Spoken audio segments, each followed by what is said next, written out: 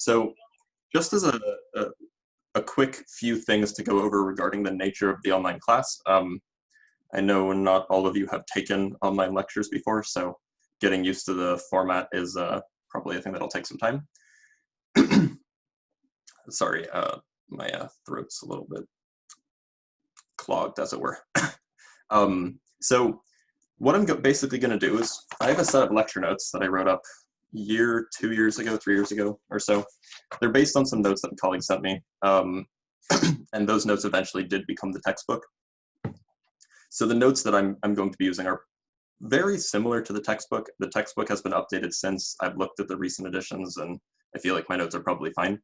So I'll be going over my notes and adding in some examples here and there. Most of my notes don't have examples. The reason for that is because, for the most part, I often don't have time to run through examples when I would like to. So what ends up happening is, rather than me just going over every example that I would have written down, I just see how we're doing on time for that day. And if we're doing okay on time, I'll introduce some examples ad hoc. So do expect to see a few examples depending on how we go on time. Do keep in mind that the majority of the examples and not the majority, but a significant fraction of the examples that you'll be seeing will be in both discussion and on homework. And if you need more examples, the internet is a right source for this kind of thing. A lot of what we're going to be covering in this course it's common to basically every single intro to physics course. So just Google Newton's second law. I don't know if this is not how you type. Newton's second law example problems, for example, and you could find hundreds or thousands. Just as a quick aside, so the chat is a useful feature to have in a lecture. However, I won't be stopping to answer every single question. For the most part, just because I have to get through material, it would be best if you save the majority of your questions for the end of lecture. That said, there will be times when you have a burning question that's super relevant, or if I make a mistake or something like that, do bring it up, do ask. Usually I answer maybe 4 or 5 questions during the lecture, and then there's plenty of questions at the end that I'm happy to go over. So that said, and as I mentioned in the syllabus, at the end of lecture, there will usually be maybe 10 or 15 minutes. I'll answer that in a second. There'll be maybe 10 or 15 minutes at the end of lecture where I'm just kind of sticking around.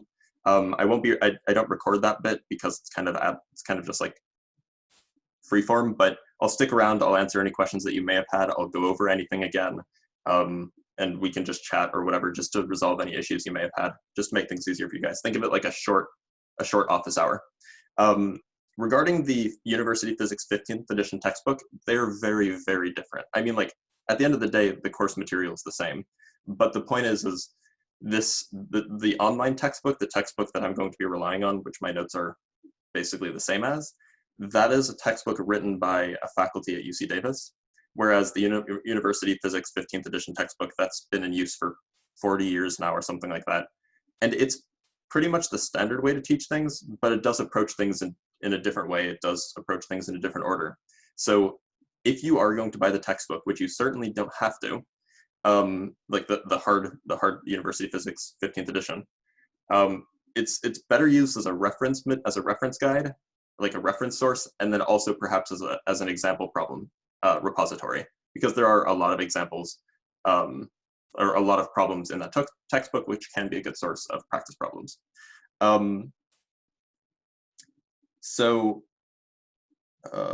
yes, also regarding quizzes. So obviously there's no quiz today.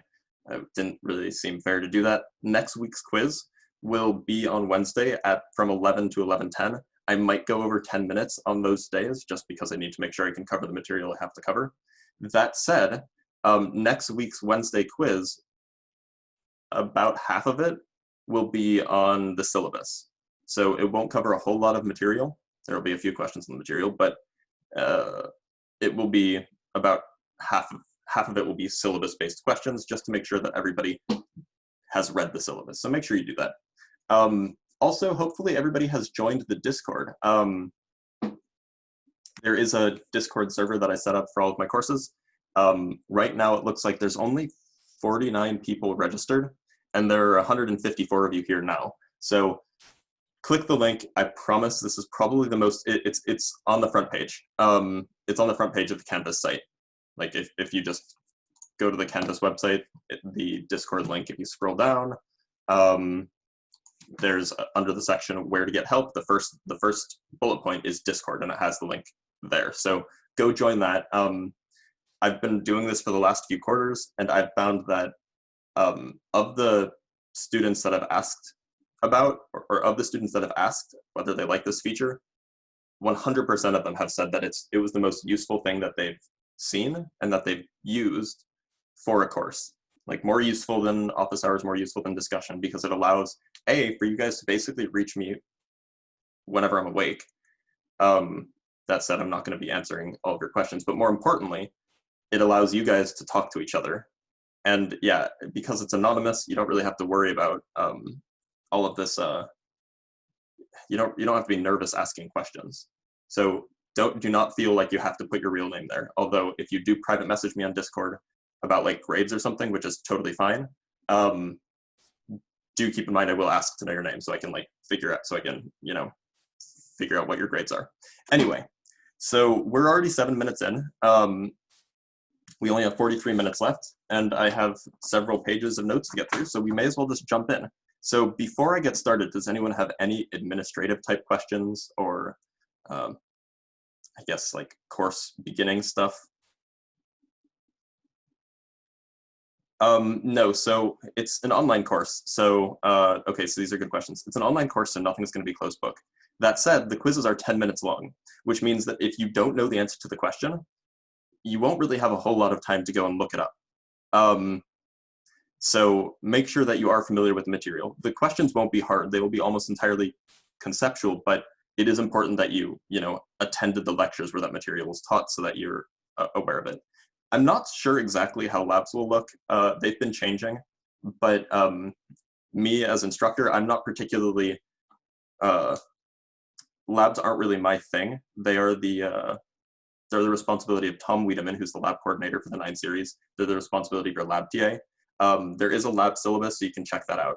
Wednesday's lectures sometimes will go extra, just because there's a quiz that takes up the first 10 minutes, but it will be recorded, so if you can't make it, you can always watch the last 10 minutes or so. Yes, so the midterm and final will also likely be open, or of course they'll be open note, but again, you'll only have maybe 5 or 10 minutes per question, so you have to make sure you know the material. Practice exams for midterms and finals. I always go back and forth on that. I haven't decided yet what I'm doing for this course, just because nobody's ever happy with them. And the quizzes will be on Canvas. In fact, so will the midterms. Everything should be on Canvas. All right, so let's just jump right in. So first I should probably write down some information. Oh, for quizzes, is each question individually timed? So for quizzes, the quiz it'll be 5 questions per quiz. It won't be individually timed. You'll have 10 minutes to do all 5 questions. For the exams, they will be individually timed, something like 5 to 10 minutes per question. That's just to basically make sure that you are not able to upload the question to Chegg during the exam. You won't have time. Last quarter, I actually had a student upload the entire midterm to Chegg during the exam and get an answer. Oh, yeah, I should specify. Don't use Chegg or Course Hero or Quora. If you know the person failed the class.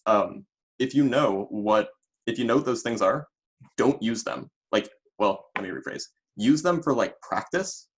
Like if you want like some practice questions, or if you want to look at the answer to a practice question that's not assigned, that's fine.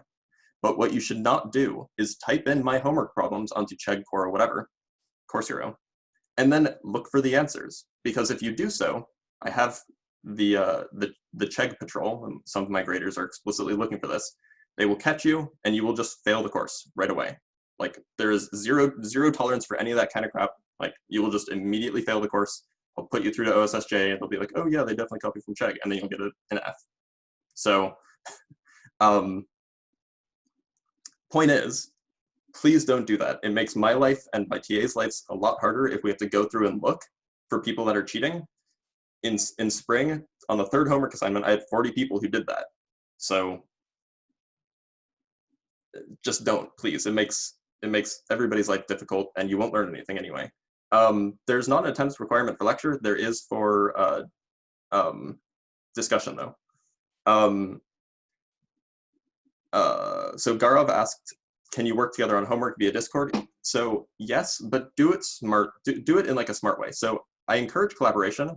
What I strongly advise against is sharing answers, or at least sharing like the steps for answers. Yeah, so work together, figure out how to do it, but at the end of the day, it should be your own work. So regarding the labs, just check the lab website. It's on the homework. It's on the front page of the course page on Canvas, and it should have all the information you need there. My understanding is that the lab meetings are optional, but again, like none of that's in my wheelhouse. That's via Tom Wiedemann, the lab coordinator and the lab TA. Discussion sections meetings are the university assigned time. That's true. All right, so I gotta stop taking questions here because I do have a lot of material to get through. So let's jump right in. So first, let me introduce myself, which I guess I didn't do. I'm Sam Blitz. I'm a grad student. I'm just starting my 6th year here at Davis. So don't call me Dr. Blitz. That's my mom anyway. I always say that, but it is true. My email address, which is on Canvas, is shblitz@ucdavis.edu. So again, emailing me is fine for administrative things. Don't email me for physics questions. It's hard to explain via email. At best, just message me on Discord and then we can hop into a channel and I can explain. My office hours are posted on the course website. Check the Zoom for all of these things that you need to see. So let's just jump right in. So the first question to answer, change that, is pretty straightforward one. What is physics? Yeah, please call me Sam. If you call me Mr. Blitz, it'll make me feel old. Although I'm realizing as I get older and older, you guys always stay the same age. So eventually I will just be old, I guess. So physics is the study of the natural world. By the way, I will do my very best to write neatly. I've been told that my handwriting is good, although I say that it isn't, so who knows. So physics is the study of the natural world, and in particular, it involves the application of the scientific method, which you probably all learned about in 5th grade or something like that, invented by or codified by Sir Francis Bacon, I think in the 1600s. But importantly, it uses the language of mathematics. So just as a brief history, even though the scientific method was kind of invented in the 1600s, or at least codified in the European model, it wasn't until really Newton that math started being used as a way to probe the scientific method and probe the physical world, right? So that's what physics is. Physics is taking real world problems and translating them into math that we can then use our rigorous understanding of to understand. So we can get more specific though, because this is kind of wishy-washy. In particular, physics is about the study of motion and interactions. And so the reason I say this is because that's at a fundamental level, that is all there is to our universe. So this would give us a fundamental understanding of how our universe operates. And that's the goal of physics, right? So the question is how we actually understand those things. The way is by the creation of things that are called models. So I should probably define what a model is for you. And all a model is it's a mental construct that allows us to make predictions about the real world.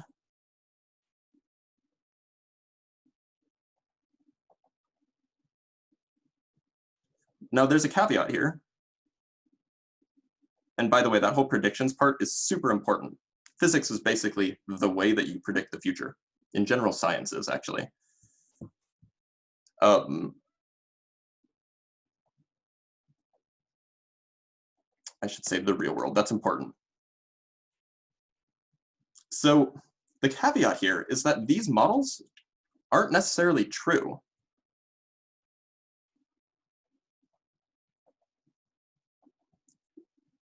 What I mean by that is that a model has some sort of conceptual framework that's built around it. But that conceptual framework can be wrong and still spit out the right answer. That is, models, well, actually, I won't even say that. The point is Newtonian gravity, as Newton described, and as we'll talk about at the end of the course, was, for all intents and purposes, wrong. Like, the way that he imagined that gravity worked was just not how gravity seems to work. But it spat out the right answers. So even though the conceptual foundation was incorrect, it still allowed Newton and others to make predictions about the real world. So even though the model wasn't a true representation of how reality worked, we don't really care. It still gave us good answers. Examples of models that we will use. Oh, I should say that models are only good for what they were designed.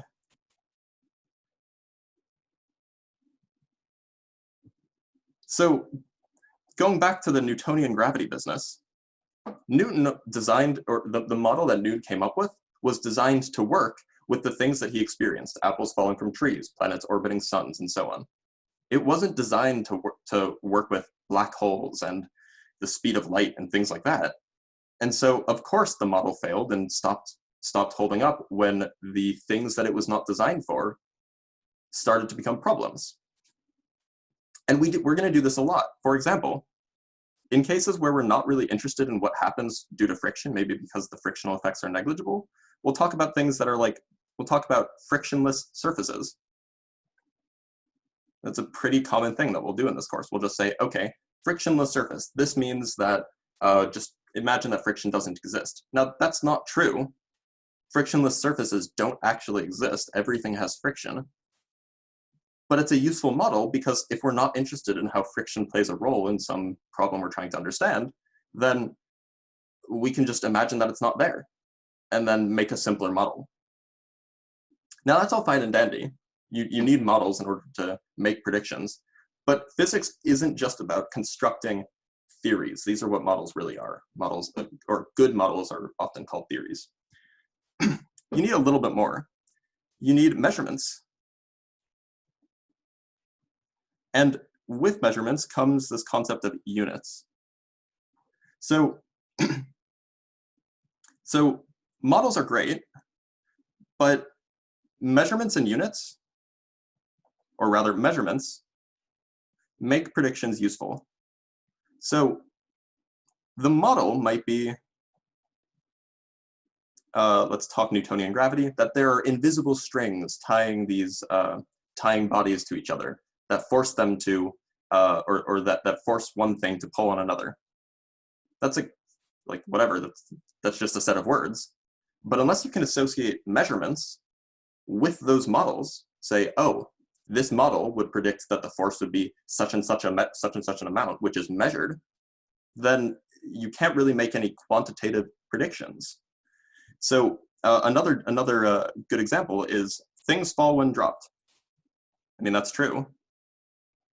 That's a model. It's also a true model, at least, well, not even then. Versus things fall at 10 meters per second squared. So this 10 here is the measurement, 10 of something. This meter per second squared, that's our unit. And so clearly the thing on the right is going to be more useful because not only does it tell us that things fall, it also tells us how much things fall, what rate they fall at. So measurements are clearly useful.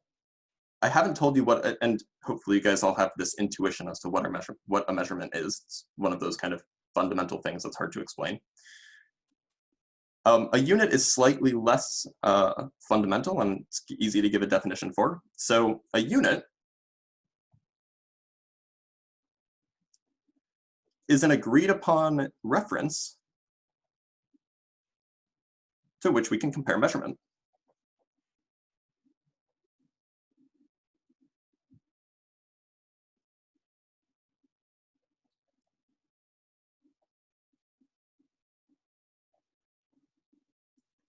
So, for example, the statement, I am 74 inches tall, 74 is the measurement, inches is the unit. So 1 inch is a standardized unit. It's a standardized reference length in this case that I'm compared to.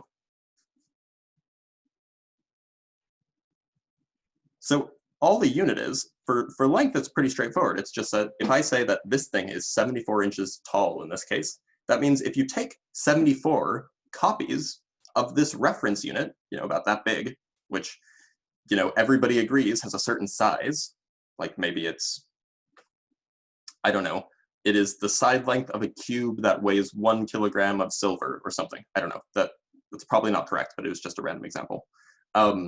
If everybody agrees on it, then you just take 74 of those things, put them all next to each other, and that's how tall I am. And you don't actually have to go out and measure me again, because you know what my height is in terms of something you've already agreed to. So units are really useful, and there are units for everything, of course: speed, acceleration, voltage, energy, power, etc. And there are just certain systems that allow us to do that, that encompass all of the possible units we need. So we need a system of units if we want to measure, and if we want to measure everything. Oh, come on. I need a new tablet. This thing's slowing down. There we go. So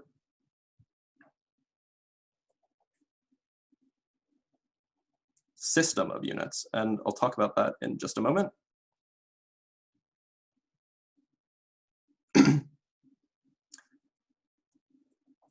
So we need a system of units to describe things, and to describe measurements in particular. And so these are things, so a system of units is a collection of things like an inch, where they describe different quantities. So one such example might be a unit for volume, or temperature. These are all things that we would like to be able to measure, and we need a unit for, or time, like duration, how long a thing takes, brightness, how bright is the sun. Like, these are all things that we would like to be able to measure, and so if we want to measure it, we need some sort of reference unit system that everybody agrees on. Now, it turns out that there is a set of, I want to say 7. Maybe it's 7. Maybe it's 5. There are a set of fundamental measurements. And so these are things that you can relate all of the other non-fundamental measurements to. For example, you guys all know that volume can be written in terms of, say, cubic feet or cubic meters, right? Cubic yards or whatever. So the point is you didn't actually need a separate unit for volume. You just needed a unit for distance, and then you just take 3 of those. You cube it. And so some of these things can actually be, some of these units can be considered composite units, non-fundamental measurements. They are a combination of other measurement units. And so the standard set of fundamental measurements are distance, or length, mass, and duration. Now, there are actually others. There's something called the candela, which is a measure of brightness. There's something called the ampere, which is a measure of current flow, electrical current flow. I want to say that there's 2 more, but I can't think of them off the top of my head. If you check Wikipedia, it's a great source. But for the purpose of this course, we only really need these 3. By the way, you could have chosen a different set. It didn't have to be distance, mass, duration. It could have been volume, mass, and duration. Or it could have been volume, speed, and force, or whatever. But the point is you need 3 that are sufficiently independent. So in our case, this distance we measure in the standard SI unit system, we measure in meters, and it's given the abbreviation M. For mass, the standard unit that we use is the kilogram, and it gets the abbreviation kg. And for duration, the standard unit that we use is the second, which gets the abbreviation S. So those are the three fundamental units that we'll be using. Now you'll sometimes see grams and you'll sometimes see kilometers and things like that, and we'll talk about how you can actually go from one to the other. Maybe. It's probably pretty straightforward how to do that, but maybe we'll cover that at a later date if we need it, if you guys feel like it's necessary. Or maybe we'll just talk about it in ops hours or something. But for the most part, these are the units that we're gonna see. And if it makes your life easier, which generally it will, always just convert things to these units. Like some combination of meters, kilograms, and seconds, and then you'll have an easier time because then you won't have to deal with conversion rates and things like that, and everything will be a lot simpler. Now, just as a warning, because, and I say this at the beginning of every 9A course, perhaps the most important thing that no students ever do is pay attention to units. Putting this in all big caps, because it's super important. Underline it and everything. So the reason I say you should pay attention to units, and this is like in the context of solving problems or something like that, is that if you make sure that the units you're keeping track of and that you're carrying along in your calculation are consistent, this can be an easy way to figure out if your answer makes sense.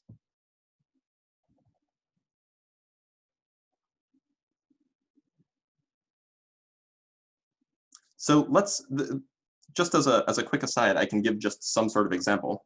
Let's say that you're trying to calculate the speed that a car is moving after accelerating for however long. You go through your calculation, and you'll learn how to do this later, but let's just say that that's what you're trying to do. Already, you should know that the units that you should have at the end of the day should be in meters per second. That's the unit of speed, unit of velocity. And you guys should be familiar with that. It's the same thing as miles per hour, but we're just using the SI units that we have, meters and seconds. If you go through your calculation and you think you've done everything right, but at the end of the day, the units come out to be meters per second squared, that should be an automatic alarm bell going off in your head saying, hey, I've made a mistake somewhere. My answer doesn't have the right units, so it doesn't make sense. So it's a really easy check to make sure that at least at a surface level, your answer is plausible. And I say this completely aware that a lot of students don't do it, but it is important. Like just as an aside, when I was applying to graduate school as an undergrad, there's a test you have to take. This is the physics GRE. And then, however well you do on that test affects what universities you get into. And like 80% of the questions could be solved by just checking the units of the problem and then looking, because it was multiple choice, and then looking at the units of the answer. You could eliminate like half or 3/5 of all of the answers just by choosing the answer with the correct units. So this sort of unit analysis, which has a name, is super useful. This is called dimensional analysis. And you probably learned about it in high school physics, but it's a super, super useful tool. I promise, super useful. So keep it in mind. All right, so that's probably the best intro to the question of what is physics that I can do, at least in this time. So we have some actual material to get into. Wow, I did not cover a whole lot. That was like 1.5 pages of notes. Yeah, dimensional analysis is basically just the art of keeping track of units. And I'll do examples of that, so you should catch on it. But if you're not super familiar with it, check it out there. Check out YouTube tutorials. There's plenty of them. Right. So let's move on. So we're going to go over the mathematical background that's necessary for this course. Or rather, there's a lot of mathematical background that we're not going to go over, but that's because it should be covered by the prereqs. So that's like the basic calc stuff, like what derivatives are, things like that. What integrals are. There's some stuff that you may not have seen because you're not required to have taken vector calculus yet that we're going to have to encounter. So we're going to do that right now and also on Friday. So we need to introduce this quantity or this concept of a vector. So a vector it's a number. This number is often called a magnitude paired with a direction. That's all it is. It's a number and a direction. So, by the way, that number can have units. It doesn't have to, but it can. A good example of this, or a simple example, would be velocity. You guys all know what the word velocity means, something like speed. In fact, velocity and speed are not the same, but we'll go over that later. An example, velocity would be 85 miles per hour in the west direction, whatever that means. But the point is there's a number, in this case it's a speed, 85 miles per hour, that is our number. And there's a direction, west, which for me would be that way, I think. That's all a vector is. It's a number and a direction. Now, mathematically, it is often not mathematically, pictorially, it is often represented by an arrow. Like if you were to describe a vector using a picture on a piece of paper, it would be, you draw an arrow. So you have a little tail, a line, and then a head. So in this case, the direction is the direction that the arrow points in, and the length tells you something about the magnitude. The length is in fact equal to the magnitude. So if you double the length, you double the magnitude. So if this vector represented 85 miles per hour west, if I had an arrow that was pointing in the same direction but twice as long, it would be 170 miles per hour to the west. Now, as an aside, or as a not an aside, as a caveat, vectors are not actually arrows.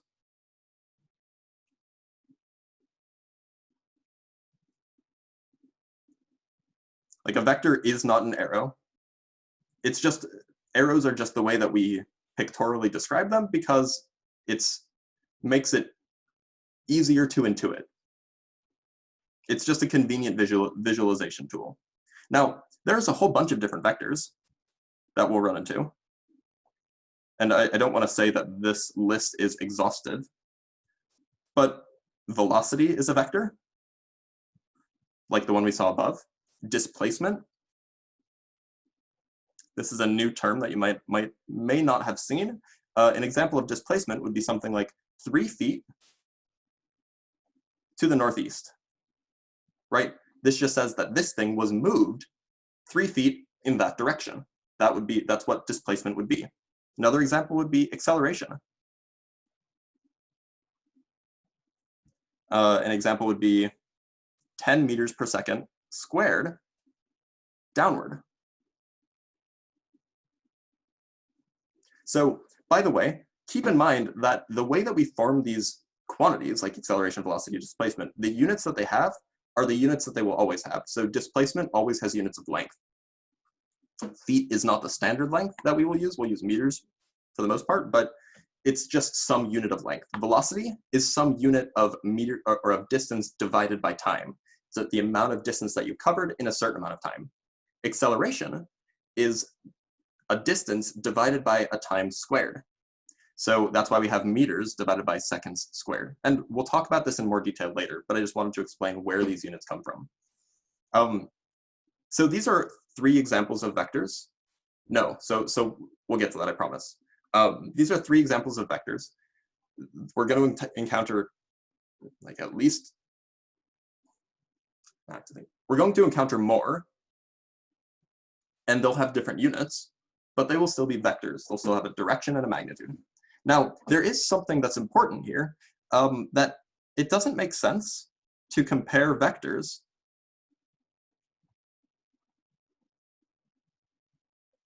to compare the magnitudes of vectors that have different units.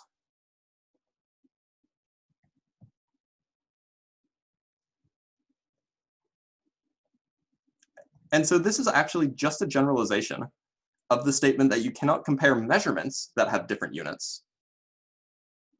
This is equivalent to the statement, or this explains why the following statement doesn't make sense. Is 3 meters per second longer or smaller, bigger or smaller,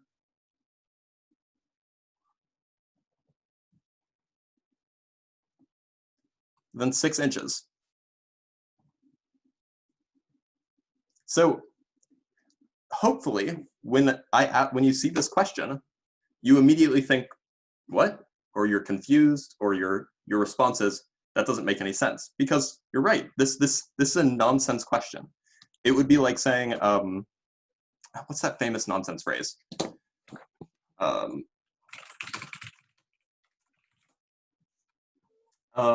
Colorless green ideas sleep furiously. Yeah, exactly. Thank you.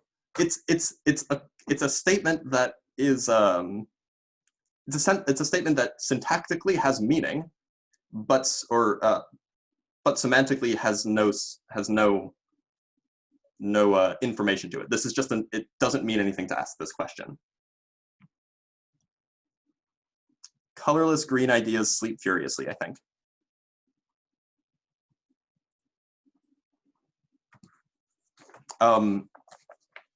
So just like how we can't compare measurements, 3 meters per second and 6 inches, if they have different types of units, you also cannot compare vectors if they have different magnitude, or if their magnitudes have different units.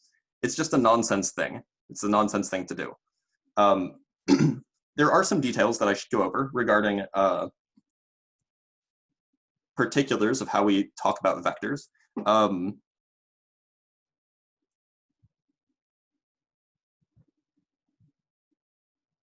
Just list a few facts here. And by the way, all of this stuff that I'm talking about can be generalized and made entirely 100% mathematically rigorous. Actually, my field of study is basically a generalization of a lot of this geometry stuff that we're doing. So this does have sound mathematical footing. We're just not going to do it because this is a physics class. So some details here. Come on, scroll for me, will you? The location of the tail, this is like the opposite side from the head, of a vector has no meaning, or has no significance, rather. I'm going to say most of the time. Sometimes we will give it some significance, especially if we're talking about absolute position rather than reference position, but for the most part, we'll say it has no significance. And the point of this is that you can move vectors around your page without changing what they mean, because all you're doing is you're dragging the tail around, but you're not actually changing the length or the direction that it's pointing in. Another fact is that vectors can be reversed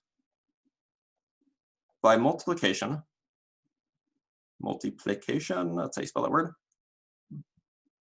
by the number -1. Now, you might wonder, what does it mean to multiply a vector by a number? And again, we'll talk about that, but there is a rigorous way of defining that. Vector lengths, by the way, reversing the direction of a vector doesn't actually change its length, of course, but the vector lengths can be changed by multiplying by a number.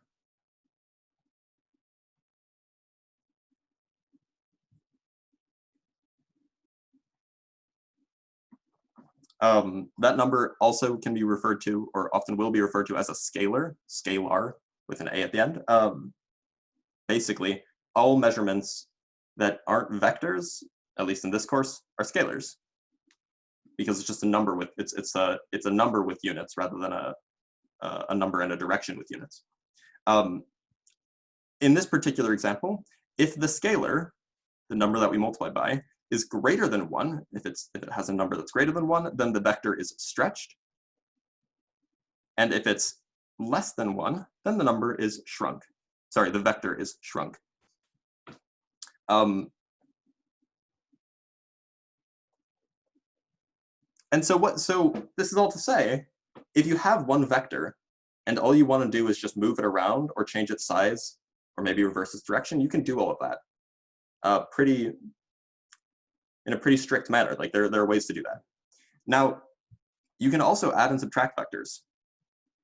That's a sensible thing to do in most scenarios where the units are the same. So let's talk about vector addition and subtraction.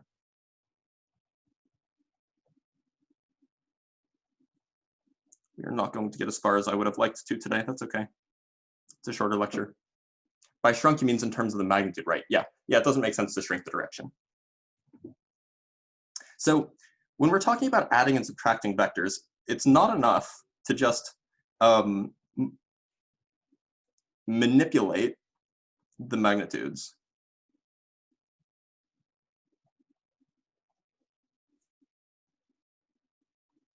Because, and the way to see this is just think about displacement as a vector, right? If I travel 3 meters to the east and then 3 meters north, my total displacement from where I started is not 6 meters, right? Because I went in 2 different directions. And so it's not enough to just add the magnitudes together. Rather,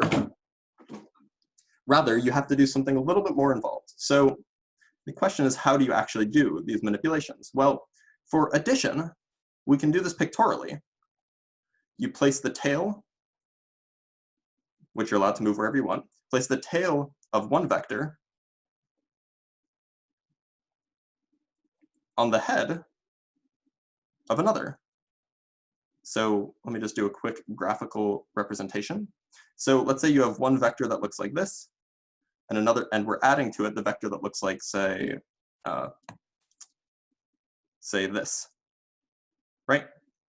Those are 2 different directions, or two vectors. We're going to assume they have the same unit, so it makes sense to add them. And so the way that we would do that is we would say, take this vector and put its tail at the head of the first vector. It doesn't matter which one you do, but you can just make the decision. So I'm going to copy this just so it looks good. Paste it here. Copy this, paste it above it. Oh, am I going to intersect the words? And so the resulting vector is the vector that goes from the tail of the first one to the head of the second one, which would be effectively this vector, if I could draw perfectly. So adding these 2 vectors together gives a third vector that's pointing the same direction of neither of them, has the magnitude of neither of them. Yeah, so the only way that you can change the direction is multiplication by -1, and that only changes its direction by reversing it. It doesn't do anything else. You can't like rotate it or whatever. Now, like for normal addition, 3 plus 5 and 5 plus 3 are the same thing. The addition order that you use for vectors doesn't matter. You can add in, like I could have done it equally well by putting the tail of this vector on top of the head of this vector. It would have worked just as well. So that shouldn't be surprising. For subtraction, we can do something similar. We know that addition, or that order does matter for subtraction. 3 minus 5 is not 5 minus 3. And the way that we handle subtraction is very similar. So you have one vector minus another vector. Well, we don't really know how to handle this a priori, but what we do know how to handle is we know that we can reverse the direction of a vector by multiplying by -1. So this is equal to plus negative of this vector. And so, again, just by drawing things again, and it's not gonna look perfect, we know what happens when you put a negative sign or multiply by -1 in front of a vector. It just reverses the direction. And now we can just add these like we did before. So this would give a vector that looks like this, and then we attach to its head the reversed vector. And so our resulting vector would look like, say, this, if my drawing was perfect. So all we do is we just use the negative property and addition.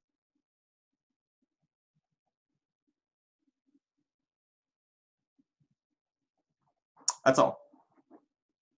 So yeah, I tend to not teach that method just because I can never keep track of it. What you would want to do is you would want to,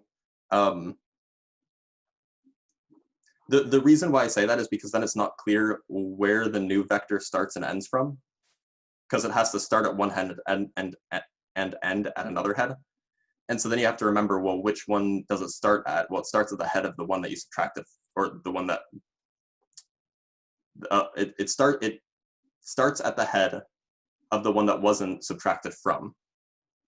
So just teaching it this way is easier. But yeah, you could just put the two put the two tails together. Right. So just some, I'm going to introduce some notation for vectors. So, God, it's getting warm in here. I should open the door. So the standard notation that we'll use is a letter with a little like half arrow. So the thing I'm drawing is that symbol, and I'll be more specific. So you would have A or B with a little hat or a little arrow on it, or C or X, etc. And so this symbol, which is like half of what an arrow is, the other half, if I drew the bottom of the arrow, it would look like that. That symbol means that the quantity is a vector.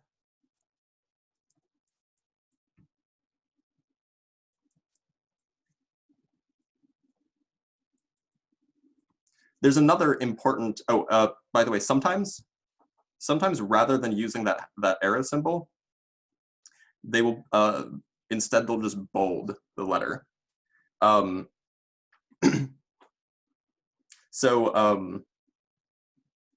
they might write like in A in really bold font, but I don't do that because it's hard to write in bold with my pen. So I just use the arrow. That's what everybody does. So the other notation that's important is this notation where we have this little hat on top of the letter. And so this little hat means, or let me use the same language. This symbol means that the quantity described by the letter, so maybe X or I or Y or N or whatever, is a vector with length 1. And in particular, it has no units. It's not 1 in some unit system, it just has length 1, unitless. And that's okay, like having a unitless things are fine. Like there are plenty of things in the real world that don't have units. Like the number of things, that has no units. I have 5 fingers. It's not like I have 5 meters fingers. Yeah, that's exactly where I was going. These things are called unit vectors. And they have no units, so that's important. Another notation that will come up is this notation where we take a vector and we put 2 bars around it.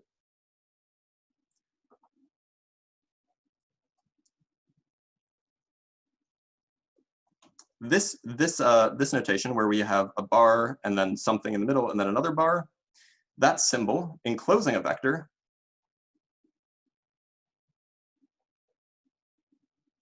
it represents the length of that vector.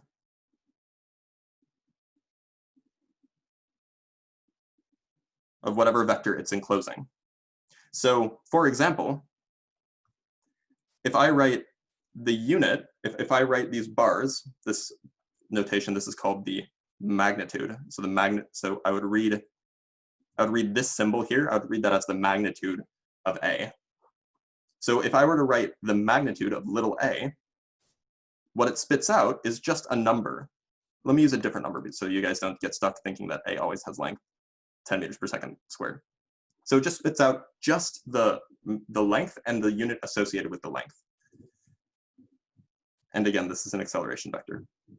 Now, just as a shorthand and a laziness factor that I should introduce you to, sometimes when the vector quantity is understood, like let's say I'm using x to represent a vector, and so every time x appears, when I'm talking about a vector, it has this little arrow over it. If there are no variables in like the problem or in the system called x without a vector symbol, sometimes if x is a vector, we just, for laziness, we just define x without the vector symbol to be equal to the magnitude of x. And that's just because we're lazy. So there is no difference between the double bar and the single bar notation, except that the double bar notation is used more frequently in mathematics because it has a more general meaning. but for the purposes of this course, there is no distinction. All right, so that takes us all the way through to 1150. So I suppose we'll call it there. We didn't really get as far, well, yeah, we didn't really get as far as I would have liked to, which is fine.